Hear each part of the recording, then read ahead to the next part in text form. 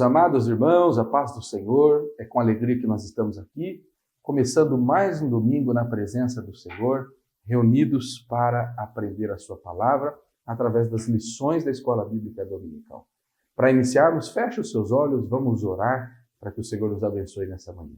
Senhor, nosso Deus e nosso Pai, obrigado, meu Senhor, pela oportunidade que nos concede de nos reunirmos, nós aqui, da equipe da Escola Bíblica Dominical Online, e aos meus irmãos no seu lar, no seu trabalho, esta oportunidade ímpar que temos de estudar, de compreender melhor a Tua palavra. Derrame sobre nós uma porção da Tua sabedoria, é o que nós pedimos para esta manhã, em nome de Jesus. Amém. Meus amados irmãos, hoje nós vamos iniciar um novo trimestre e o nosso coração está cheio de alegria. Já são muitos anos que nós estamos aqui, todo domingo reunidos nesta classe online para estudar a Palavra de Deus através das lições da Escola Bíblica Dominical. E hoje nós iniciamos mais um trimestre, gratos a Deus. Se os irmãos olharem na capa das suas revistas da Escola Bíblica Dominical, se você ainda não tem a sua, procure a nossa livraria, adquira já, não fique de fora, é um valor muito acessível, o preço de uma Coca-Cola, e os irmãos podem ter um material magnífico para conduzir o aprofundamento do seu conhecimento na Palavra de Deus. O assunto desse trimestre é a Igreja em Jerusalém, a doutrina, a comunhão e a fé como base do crescimento da Igreja em meio às perseguições. Então será um trimestre, nós não temos dúvida, maravilhoso. Nós teremos assuntos muito importantes e nesta feita começamos então a nossa primeira aula desse trimestre para a honra e glória do nome do Senhor. Hoje a lição de número 1 vai falar sobre a igreja que nasceu no Pentecostes. O nosso textual está em Atos, no capítulo 2 e o versículo 4, que diz assim: "E todos foram cheios do Espírito Santo e começaram a falar em outras línguas, conforme o Espírito Santo lhes concedia que falassem." A nossa verdade prática diz que a igreja nasce no Pentecostes capacitada pelo Espírito para cumprir a sua missão. Irmãos, uma lição muito importante para nós, pentecostais, que cremos na atualidade dos dons do Espírito Santo e hoje aprendendo sobre este período da igreja que nasce no dia do Pentecostes. Vamos fazer a nossa leitura bíblica em classe, os irmãos podem acompanhar na sua lição, os nossos editores colocam ali os versículos dispostos, ou na sua Bíblia Sagrada, a nossa leitura está em Atos, no capítulo 2, nós vamos ler do versículo 1 até o versículo 14. Diz assim a palavra do Senhor, Atos 2 e 1, acompanhe comigo. Cumprindo-se o dia de Pentecostes, estavam todos reunidos no mesmo lugar, e de repente veio do céu um som, como de um vento veemente e impetuoso, e encheu toda a casa em que estavam assentados. E foram vistas por eles línguas repartidas como que de fogo, as quais pousaram sobre cada um deles. E todos foram cheios do Espírito Santo e começaram a falar em outras línguas, conforme o Espírito Santo lhes concedia que falassem. E em Jerusalém estavam habitando judeus, varões religiosos de todas as nações que estão debaixo do céu. E correndo aquela voz, ajuntou-se uma multidão e estava confusa, porque cada um os ouvia falar na sua própria língua.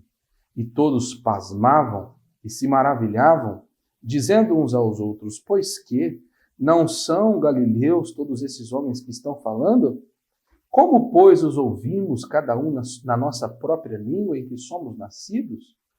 Partos e medos, elamitas, e os que habitam na Mesopotâmia, Judéia e Capadócia, no Ponto e Ásia, e Frígia, Panfilha, Egito e partes da Líbia, junto a Cirene, e forasteiros romanos, tanto judeus como prosélitos. E cretenses, árabes, todos os temos ouvidos em nossas próprias línguas para falar das grandezas de Deus." E todos se maravilhavam e estavam suspensos, dizendo uns aos outros: "Que quer isto dizer?" E outros, zombando, diziam: estão cheios de mosto.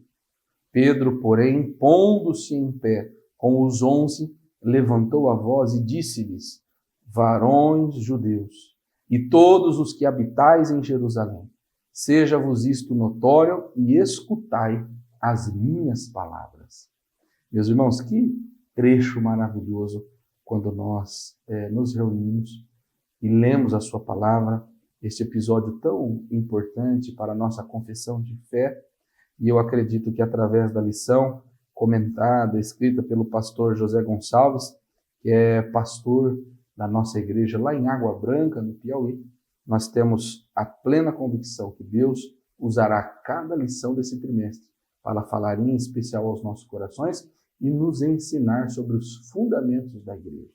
Eu convido os meus irmãos para recebermos com alegria a nossa irmã Célia, que será a nossa professora nessa manhã. Tenho certeza que Deus já colocou aquela palavra no seu coração que virá de encontro ao nosso a partir de agora. A paz do Senhor. Hoje nós estamos iniciando o terceiro trimestre de 2025. A lição de hoje tem como título A Igreja que Nasceu no Pentecostes. A palavra-chave desta lição é Pentecostes. Mas antes de definir essa palavra, eu quero voltar ao título do trimestre, que é A Igreja em Jerusalém, Doutrina, Comunhão e Fé, a base para o crescimento da Igreja em meio às perseguições. A primeira lição do trimestre é sempre uma lição introdutória, e por isso o comentarista dessa lição, deste trimestre, pastor José Gonçalves, que é de Água Branca, no Piauí, propositalmente começa o trimestre falando sobre o Pentecoste, porque foi o Pentecoste a base do crescimento da igreja em meio às perseguições. Voltemos então agora para definir o que significa Pentecoste. Pentecoste era uma das festas judaicas mais importantes e ela era comemorada 50 dias após a Páscoa, por isso o nome Pente, que significa 50. E Páscoa todo mundo sabe o que é. Páscoa era a festa comemorada da saída do povo hebreu do Egito, da escravidão do Egito.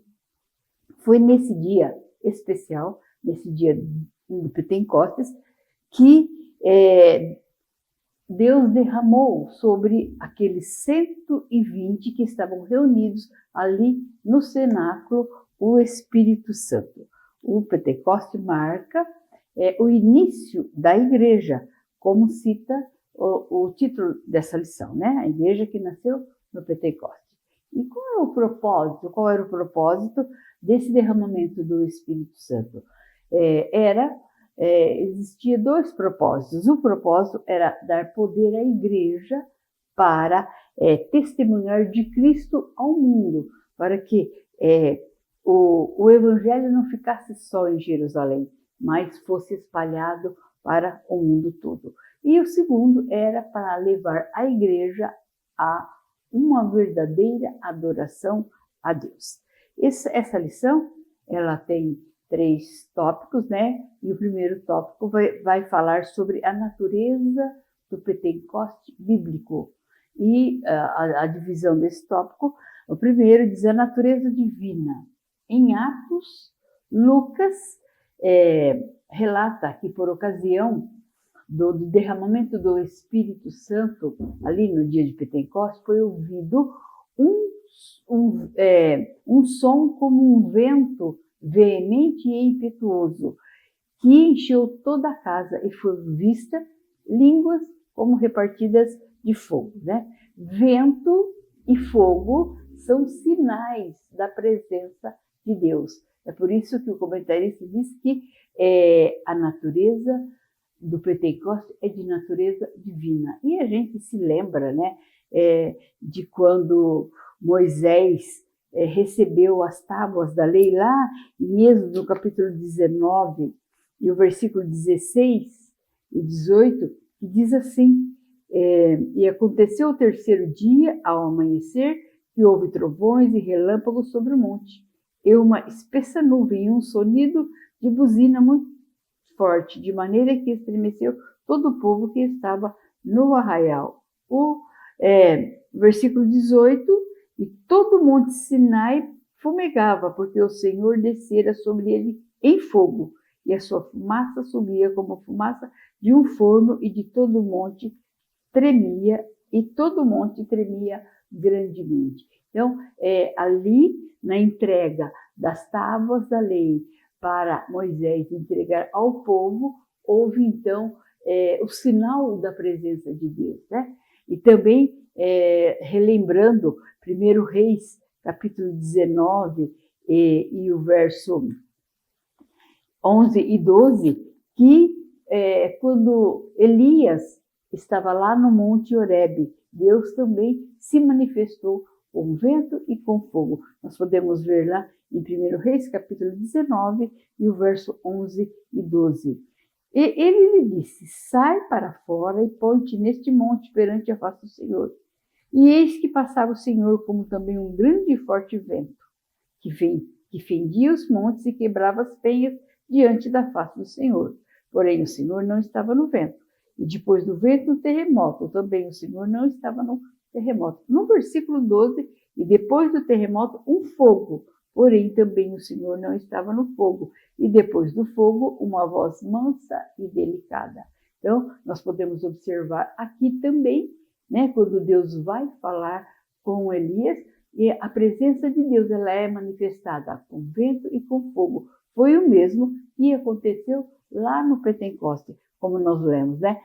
Foi ouvido um som como um vento veemente e impetuoso. E também que foram vistas línguas como repartidas como de fogo. Então, realmente, aquele acontecimento era de natureza divina. O outro subitem desse primeiro item diz que é um evento paralelo ao Sinai. Faz uma comparação entre ali, quando Deus entregou a Moisés as tábuas da lei, e quando ali no dia de Pentecostes, né? Assim como no Sinai, a presença de Deus se tornou real. E o que aconteceu?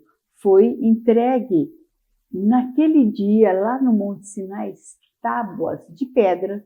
Nós podemos ver aqui a tábua de pedra que Deus escreveu com o seu próprio dedo as leis, né? Isso está lá em Deuteronômio, no capítulo 9, e no versículo 10 e 11. Olha o que está escrito lá.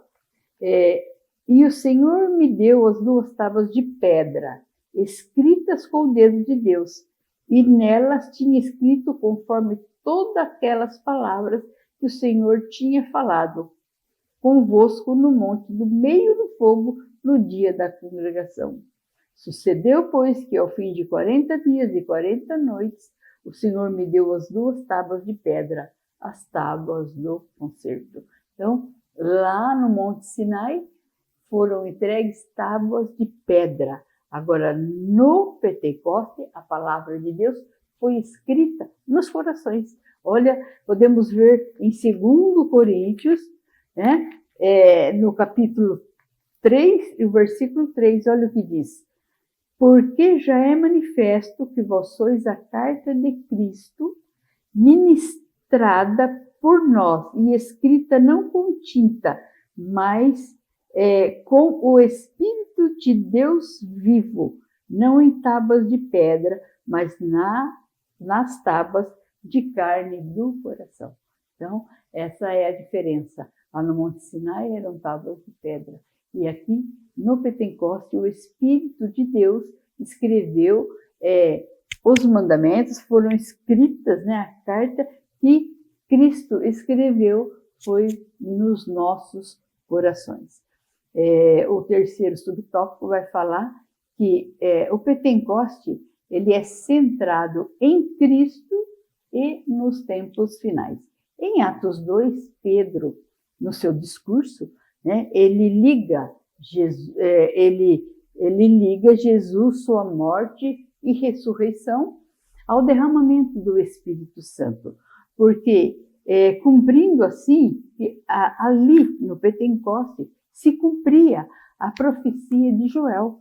Nós podemos ver que em Joel, no capítulo 2, e o versículo 28 diz: e há de ser que depois daqueles dias, né, derramarei o meu espírito sobre toda a carne, e vossos filhos e vossas filhas profetizarão, os vossos velhos terão sonhos, os jovens terão visões.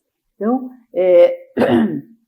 nós podemos ver aqui, né, que Jesus, ele é o centro do Pentecoste.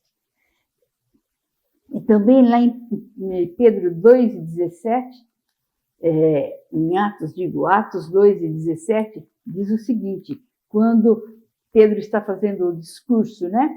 E nos últimos dias acontecerá. Últimos dias quer dizer no final dos tempos. Acontecerá, diz Deus, que do meu espírito derramarei sobre toda a carne. E os vossos filhos e as vossas filhas profetizarão. Os vossos jovens terão visões. E os vossos velhos sonharão sonhos. Aqui em Pentecostes está se cumprindo a profecia de Joel. Concluindo, né, que o Pentecostes está centrado em Cristo e também ele acontece nos tempos finais. Então, nós chegamos à conclusão que sem a cruz de Cristo não há Pentecoste, né? O Pentecoste perderia, sem a cruz de Cristo, o Pentecoste perderia o seu verdadeiro significado. Portanto, sem cruz não há Pentecoste. O resumo desse primeiro tópico diz o seguinte: o Pentecoste bíblico é um evento de natureza divina, centrado em Cristo e nos tempos finais. O Pentecoste ainda é para os tempos de hoje. Há quem diga que foi só para aquele tempo. Não, hoje ainda a igreja precisa do derramamento do Espírito Santo para que ela cumpra a sua missão. Qual que é a lição primordial, a missão primordial da igreja? É falar de Cristo ao mundo.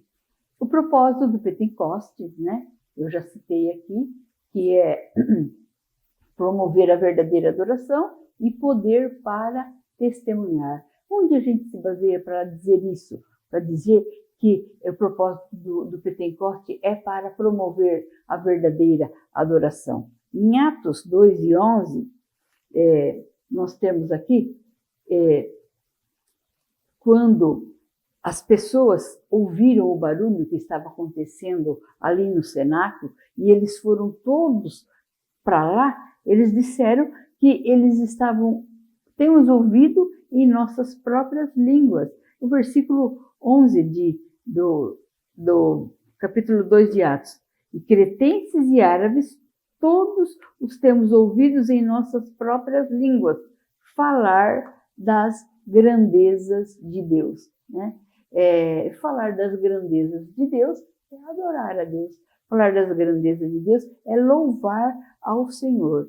E também nós temos lá na casa de Cornélio, né, em Atos 10 e 46, quando Pedro foi chamado na casa de Cornélio, que um anjo apareceu a Cornélio dizendo: chama Pedro, que ele vai te falar, né? E Cornélio era um gentil. E quando Pedro começou a falar sobre a morte e ressurreição de Jesus, caiu sobre eles o Espírito Santo. E os fiéis que eram da circuncisão, todos, eu vou ler o 10:45. Todos quantos tinham vindo com Pedro maravilharam-se de que o dom do Espírito Santo se derramasse também sobre os gentios, porque os ouviam falar em línguas e magnificar a Deus. Magnificar a Deus também significa adorá-lo. Então, quando a gente está cheio do Espírito Santo, nós fazemos a verdadeira adoração a Deus. Portanto, o Pentecoste promove o verdadeiro louvor. Poder para testemunhar. O Pentecostes, ele não foi dado para que a igreja se isolasse, né?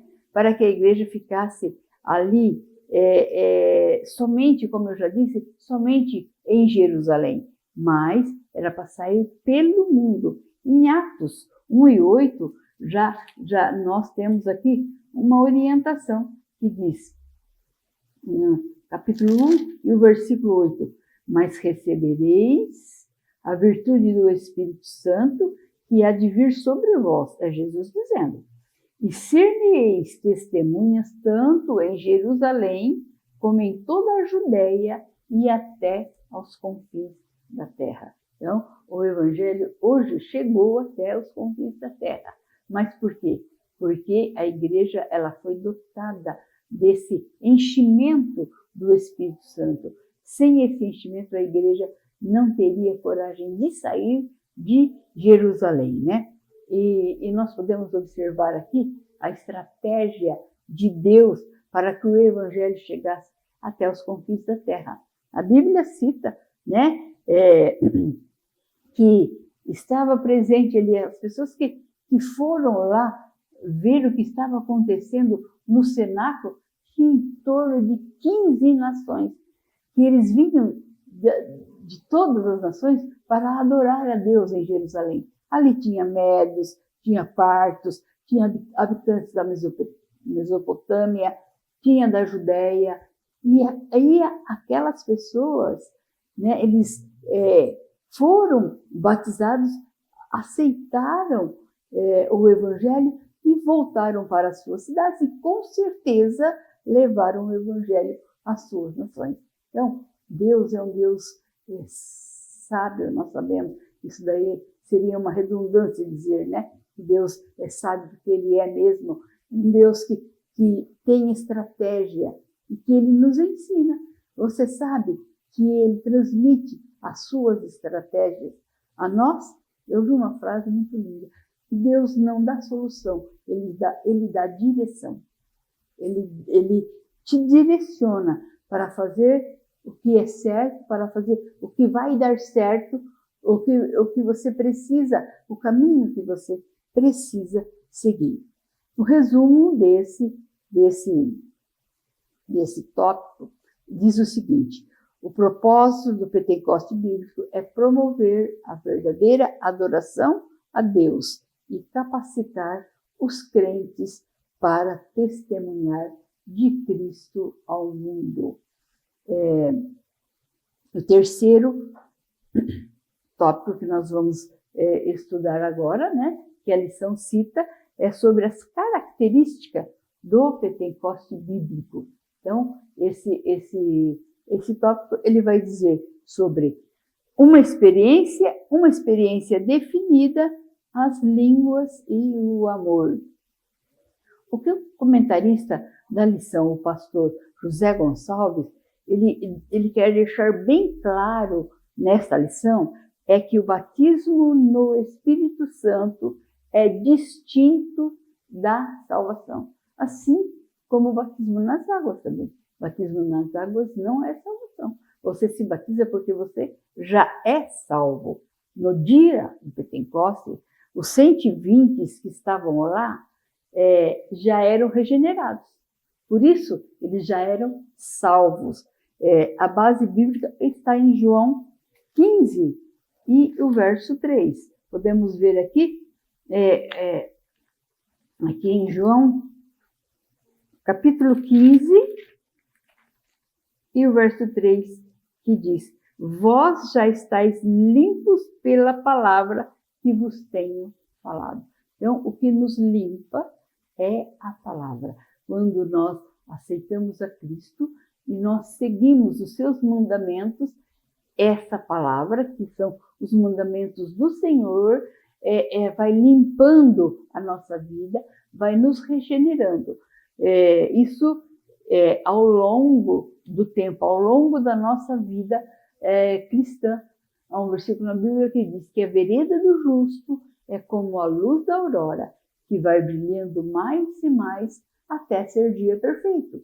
Então, a gente não pode exigir que uma pessoa ela aceite a Jesus e ela muda de uma hora para outra. Ela vai aos poucos, ela vai se regenerando. Porque o dia, né, a luz da aurora é o dia amanhecendo. Ele não amanhece de uma vez. É aos poucos que vai clareando, clareando, até se tornar dia perfeito. E nós podemos ver também em Lucas 10, e verso 20, a parte B, que fala, né?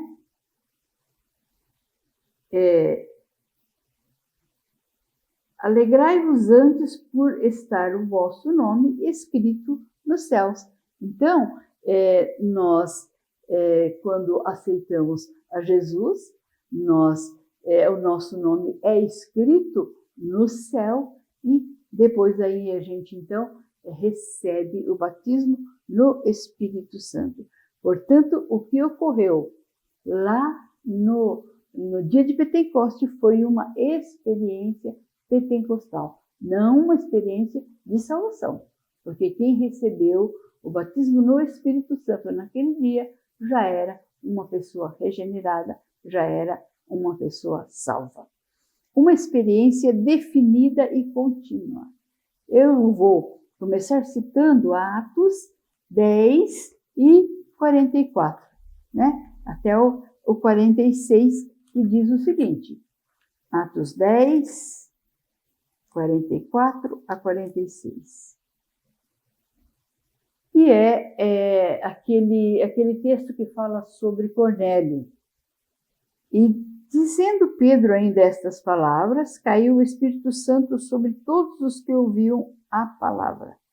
E os fiéis que eram da circuncisão, todos quantos tinham vindo com Pedro, maravilharam-se de que o dom do Espírito Santo se derramasse sobre todos os gentios, porque os ouviam falar em línguas e magnificar a Deus.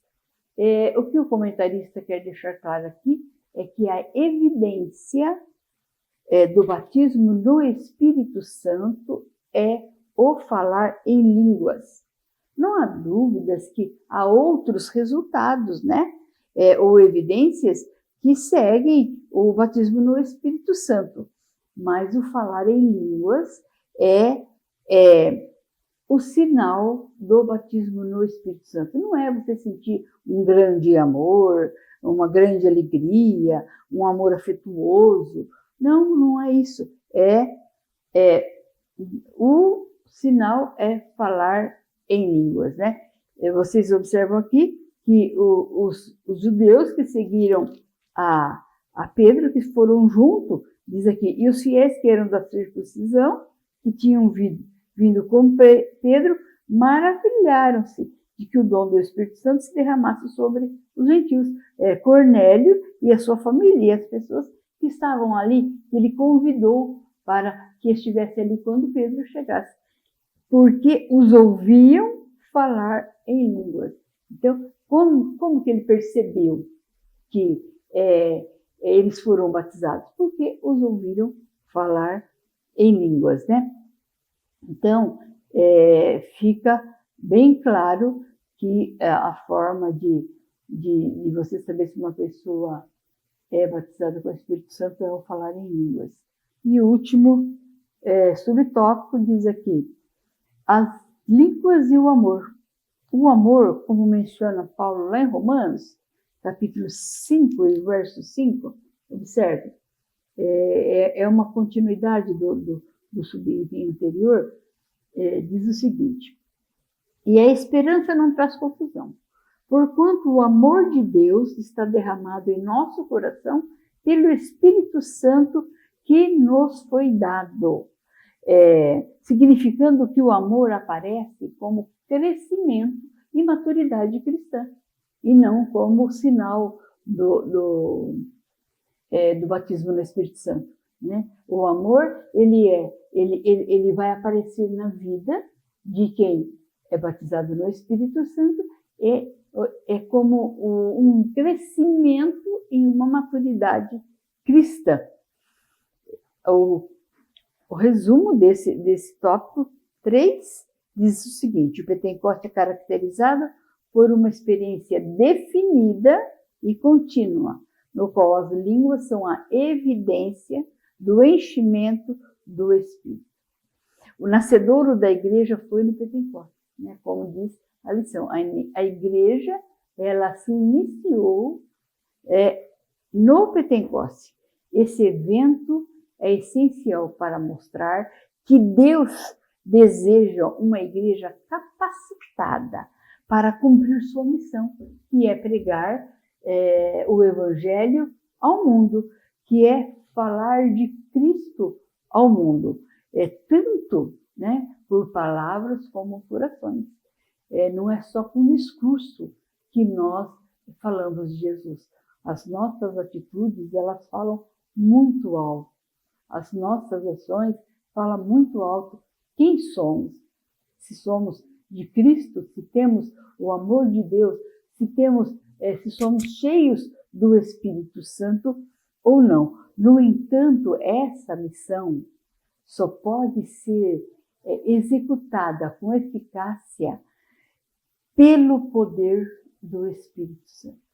Por isso que a nossa igreja, que é uma igreja pentecostal, cresceu muito no nosso país, por causa do enchimento do Espírito Santo. Os missionários vieram e o que eles, uma das coisas primeiras que eles ensinavam, além de falar de Cristo, era buscar o batismo com o Espírito Santo e ser cheio do Espírito Santo. A conclusão final, né, dessa lição é que o Pentecostes marcou o início da igreja. Jesus, agora glorificado, batizou os crentes no Espírito Santo. E o Espírito Santo inseriu a igreja no corpo de Cristo. Esse evento é essencial, porque Deus mostrou, como eu já disse, né, que deseja uma igreja capacitada para cumprir a sua missão, que é pregar o Evangelho ao mundo todo, né, tanto por palavras como por ações. No entanto, para se ter êxito, essa missão só pode ser realizada pelo poder do Espírito Santo. Quer falar de Jesus sem medo, quer falar de Jesus sem constrangimento, busque o batismo no Espírito Santo. Busque ser cheio do Espírito Santo. Você vai ser uma pessoa que tem coragem, uma pessoa que não tem vergonha, uma pessoa que fala de Jesus sem medo. E também busque estudar a palavra de Deus. Porque ao te perguntarem sobre o que você crê, qual é a base bíblica que você tem, você está preparado para responder. Que Deus possa abençoar seu dia, que você possa sentir a necessidade de ser cheio do Espírito Santo. Amém. Amém. Meus irmãos, que aula maravilhosa. Nós estamos gratos a Deus por ter usado estes nossos professores para, nesta manhã, nos trazer a sua palavra, nos ensinar. É muito maravilhoso quando nos reunimos para aprender a palavra de Deus, como acabamos de fazer. Meus amados, nós já estamos caminhando para o final da nossa lição, mas antes eu gostaria de convidar a você, meu querido irmão, irmã que nos acompanhou aqui, para nos fazer uma visita. Nós temos os nossos cultos presenciais, as nossas reuniões aqui em nosso templo sede toda terça-feira, toda quinta, também aos domingos nós temos 2 cultos, às 5h30 e também às 19 horas. Vai ser um prazer recebê-lo. Também nas igrejas, nas nossas congregações, nos bairros da nossa cidade. Nós temos igrejas em muitos bairros aqui de Matão, nas cidades circunvizinhas, como Dobrada, Nova Europa, Tabatinga, Gavião Peixoto, tantas igrejas, e eu tenho certeza que uma delas vai te receber com muito amor, com muito carinho. Você vai poder ouvir a palavra de Deus entregar ao Senhor ali as suas petições, os seus anseios e ir para casa com uma resposta da parte de Deus. Vai ser uma alegria recebê-lo e então eu faço esse convite a todos os meus queridos irmãos que acompanham essa nossa escola online. Meus queridos, também nós que amamos a Escola Bíblica Dominical, nós também podemos contribuir com a obra de Deus, com a obra missionária. Nós nos alegramos pela oportunidade que Deus nos dá de estudarmos essa escola, mas toda a infraestrutura depende do auxílio, da cooperação de toda a igreja para a sua manutenção. Então os irmãos estão vendo passar aqui embaixo os números das contas da nossa igreja, a nossa chave Pix, e ali os irmãos podem enviar sua oferta, o seu dízimo e ajudar a nossa igreja, ajudar a obra missionária. Eu tenho certeza que Deus tem bênçãos reservadas àqueles que assim fazem. Amém, meus irmãos? Vamos dirigir ao Senhor uma oração. Feche os seus olhos, ore comigo. É o que nós faremos para encerrar a nossa aula como forma de gratidão a Deus. Oramos. Senhor, nosso Deus e nosso Pai, obrigado, Senhor, pela oportunidade, pela bênção que o Senhor nos deu nesta manhã, de aprendermos a Tua palavra, mas pedimos, Senhor, a Tua ajuda, o Teu auxílio, para colocarmos em prática estas palavras, para gravá-las em nosso coração e nunca mais esquecê-las. Senhor, abençoe a obra das Suas mãos, abençoe, Senhor, a Escola Bíblica Dominical, a cada irmão, a cada irmã que acompanhou, que estudou conosco. Nosso pedido é que Deus, em Sua infinita misericórdia, derrame bênçãos sem medidas no coração e na vida de cada irmão. Em nome de Jesus é o que pedimos e já agradecemos. Amém. E nós nos reencontremos, né, irmãos, no próximo domingo, aqui em mais uma lição da Escola Bíblica Dominical. E os irmãos já sabem, né? É a maior escola do mundo. Que Deus te abençoe.